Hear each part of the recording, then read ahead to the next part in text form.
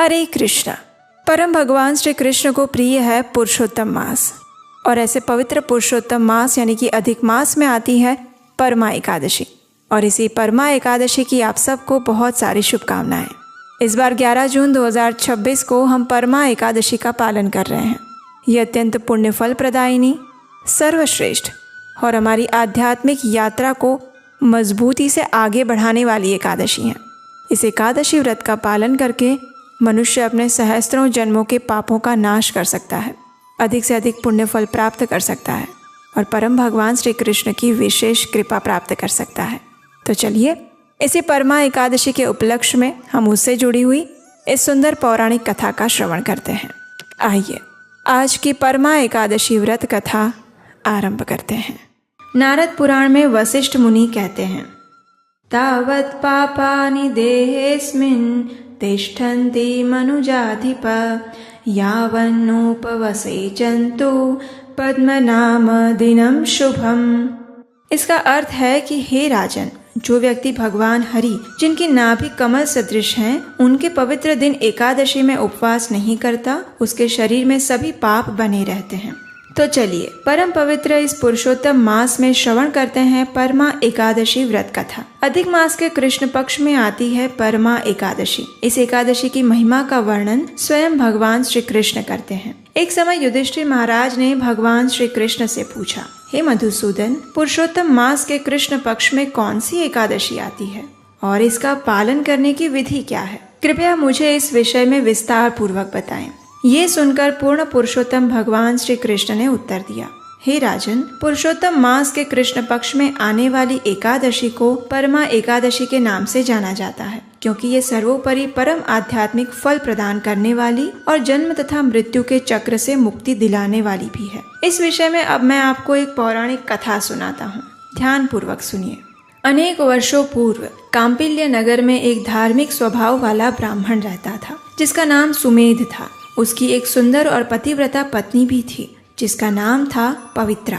अपने पूर्व जन्म में किए गए कुछ पाप कर्मों के कारण सुमेध ब्राह्मण अत्यंत गरीब अवस्था में था। उसके पास ना तो पर्याप्त मात्रा में भोजन था और ना ही धन। वह प्रतिदिन घर घर जाकर भिक्षा मांगता, लेकिन उसके दुर्दैव के कारण कहीं से भी उसे पर्याप्त भोजन प्राप्त नहीं हो पाता था। इस कठिन परिस्थिति के पश्चात भी उसकी पत्नी पवित्रा अत्यंत विनम्र और शीलवान थी। वह अपने पति की संपूर्ण निष्ठा से सेवा करती और उनके पास आने वाले अतिथियों का भी यथोचित सत्कार करती।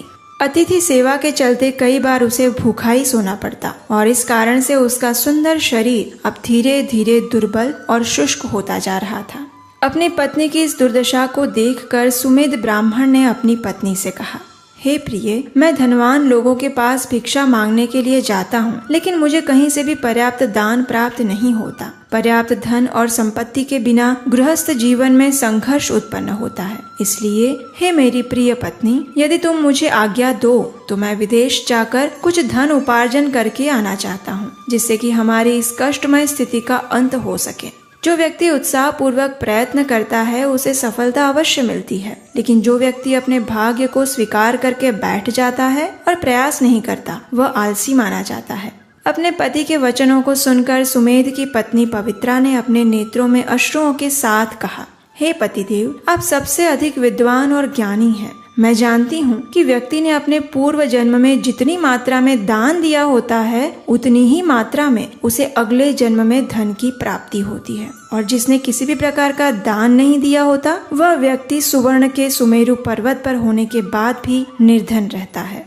अवश्य ही हम दोनों ने पूर्व जन्म में सुपात्र व्यक्ति को किसी भी प्रकार का दान नहीं दिया होगा, इसीलिए आज हम निर्धन हैं। लेकिन आप मेरे पर कृपा करें और कहीं भी ना जाएं, क्योंकि आपके बिना मैं एक क्षण भी नहीं रह सकती। पति के बिना एक स्त्री का किसी भी स्थान में सत्कार नहीं होता। नीति शास्त्र कहता है कि यथोचित आश्रय के बिना एक विद्वान ब्राह्मण, स्त्री और लता का विकास संभव नहीं है। गरुड़ पुराण में कहा गया है कि पति धर्मा पति सर्गः पति ही परमम तपः पतिर प्रीतिम आपन्ने प्रियन्ते सर्व देवता। अर्थात एक पतिव्रता स्त्री हमेशा यही सोचती है कि अपने आध्यात्मिक स्वभाव वाले पति को प्रसन्न करना ही उसके लिए स्वर्ग का सुख, सर्वोपरि दायित्व और सर्वश्रेष्ठ तपस्या है। यदि उसका पति उससे प्रसन्न है तो उसे लगता है परम भगवान उससे प्रसन्न है, इसलिए हम साथ में ही संतुष्टि के साथ रहें, यही अच्छा है। अपनी पत्नी के वचन सुनकर सुमेध ब्राह्मण ने विदेश जाकर धन उपार्जन करने का अपना विचार त्याग दिया।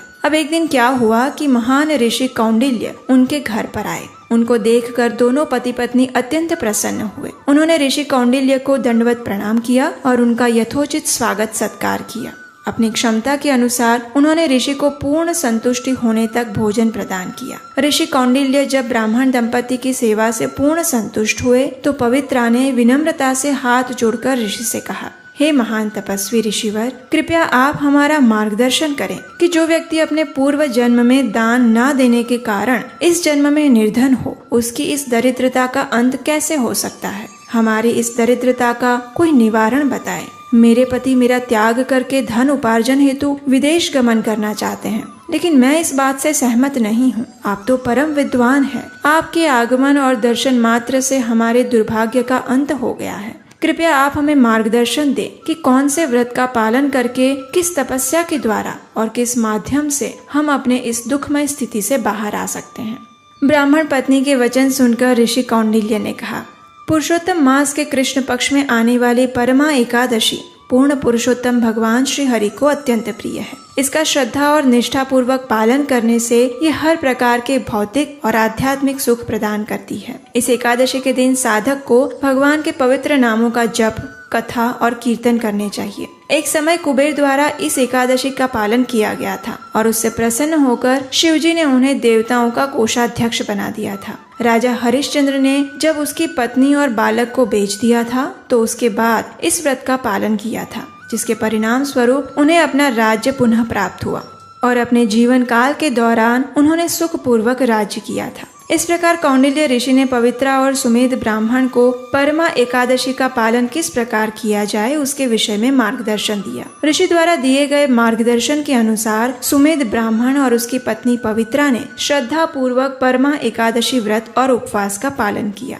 और भगवान श्री हरि की पूजा आराधना की। इसके कुछ ही समय में एक ऐसा चमत्कार हुआ कि उन्होंने एक सुंदर राजकुमार को अपने घर की ओर आते हुए देखा। ब्रह्मा के आदेश पर इस राजकुमार ने ब्राह्मण दंपति को सभी सुविधाओं से पूर्ण सुंदर महल भेंट दिया। उनकी भक्ति और पवित्रता से प्रसन्न होकर राजकुमार ने उनके जीवन निर्वाह हेतु एक पूरा गांव भी दान में दिया। इस प्रकार इस एकादशी व्रत का पालन करके सुमेध ब्राह्मण और उसकी पत्नी ने अपने जीवन काल के दौरान अनेक सुख सुविधाओं का भोग किया और मृत्यु के पश्चात वैकुंठ लोक में प्रवेश किया। कथा का समापन करते हुए भगवान श्री कृष्ण ने युधिष्ठिर महाराज से कहा, हे राजन, इस परमा एकादशी व्रत का पालन करने से व्यक्ति को गंगा और पुष्कर जैसे पवित्र तीर्थ स्थलों में स्नान करने का पुण्य प्राप्त होता है। इसके साथ साथ गाय का दान देने से और सभी धार्मिक अनुष्ठानों का पालन करने से जो फल प्राप्त होता है वह संपूर्ण फल केवल भगवान की अत्यंत प्रिय परमा एकादशी का श्रद्धा और निष्ठा पूर्वक पालन करने से प्राप्त हो जाता है। मनुष्य जन्म अत्यंत दुर्लभ है, इसलिए इसका उपयोग अपनी आध्यात्मिक उन्नति के लिए करना चाहिए। और अंत में भगवान श्री कृष्ण की आज्ञा से युधिष्ठिर महाराज और सभी पांडवों ने द्रौपदी सहित इस परम कल्याणकारी परम एकादशी का पालन किया और अंत में उन्होंने आध्यात्मिक जगत में प्रवेश प्राप्त किया। तो ये थी आज की परमा एकादशी व्रत कथा। अगर ये कथा आपको अच्छी लगी है और अगर आप हमें वैदिक संस्कृति के इस प्रचार कार्य में अपना सहयोग देना चाहते हैं तो स्क्रीन पर दिए गए नंबर पर अपना आर्थिक योगदान भेज सकते हैं। आपके प्रेम, सहयोग और आशीर्वाद से ही हम हमारी प्रमाणभूत पौराणिक कथाओं को यथारूप सुंदर रूप से आपके सामने प्रस्तुत करने का प्रयास कर पा रहे हैं। हम सबको पता है एकादशी तिथि कितनी ज्यादा इम्पोर्टेंट होती है और वो भी अधिक मास में आने वाली एकादशी तो वैसे भी स्पेशल मानी जाती है। तो हम आपके लिए लेकर आए हैं एक स्पेशल एकादशी मार्गदर्शिका ई बुक, एक ऐसी पुस्तक जिसके अंदर में सारी एकादशी की कथाएं हैं, शास्त्र के अकॉर्डिंग सारी प्रॉपर व्रत विधि है डिटेल में हमने वो सारी चीजें बताई हैं कि आपके शहर के अकॉर्डिंग कौन सा पारण टाइम रहेगा, और उसके अलावा कुछ इंपॉर्टेंट एकादशी रेसिपीज भी हमने इसमें ऐड की हैं। और अगर आप इस ई बुक को खरीदते हैं तो आपको एक स्पेशल व्हाट्सएप ग्रुप का एक्सेस मिलेगा, जो कि है हमारा Ekadashi premium personal WhatsApp group, जिसके अंदर में हम आपको हर एकादशी से जुड़ी हुई इंपॉर्टेंट इन्फॉर्मेशन, आपके सभी क्वेश्चंस के आंसर और आपके शहर का पारण टाइम बताने वाले हैं। तो जल्दी कीजिए। ये जो ऑफर है ई बुक के लिए वो सिर्फ इसी एकादशी के लिए है, और वो भी इस बार का स्पेशल ऑफर है। सो प्लीज जल्दी कीजिए, बाय योर एकादशी संपूर्ण मार्गदर्शिका राइट नाउ। सारी चीजें जो है वो नीचे डिस्क्रिप्शन बॉक्स में लिंक के साथ दी गई हैं।